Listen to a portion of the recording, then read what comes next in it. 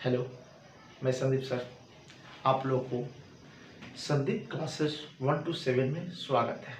आज मेरा दूसरा वीडियो है।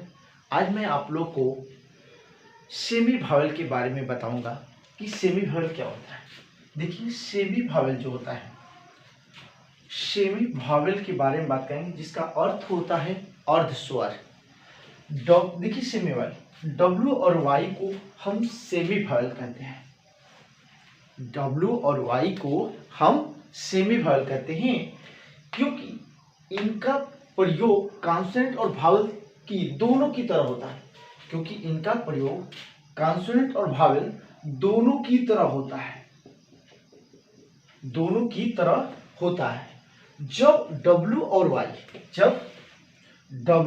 और Y वर्ड के आरंभ में हो तो उसे हम कॉन्सोनेंट कहते हैं। जब W और Y वर्ड के आरंभ में हो तो उसे हम कॉन्सोनेंट कहते हैं। फॉर एग्जाम्पल के लिए देखिए, सबसे पहले दिया गया है वीक।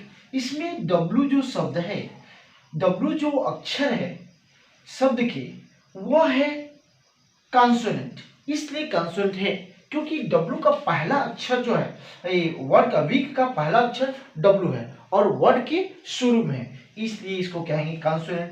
वंडरफुल भी देखिए, वंडरफुल मीन्स होता है आश्चर्यजनक और इसमें पहला अक्षर W है।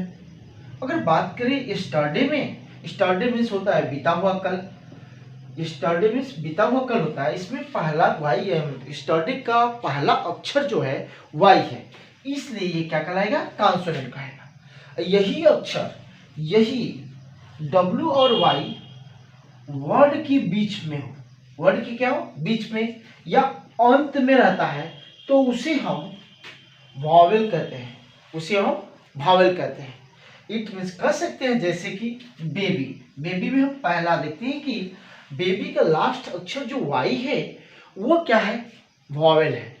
बेबी का लास्ट अक्षर जो वाई है वो क्या है, भावेल है। क्योंकि किसी वर्ड के अंत में या बीच में वाई हो, W और Y हो तो वो भावेल कहलाते हैं। इसमें हम बात करते हैं सॉरी। सॉरी में देखिए लास्ट में वाई है, इसलिए क्या है, भावेल है। इसी तरह बात करते हैं थ्रो।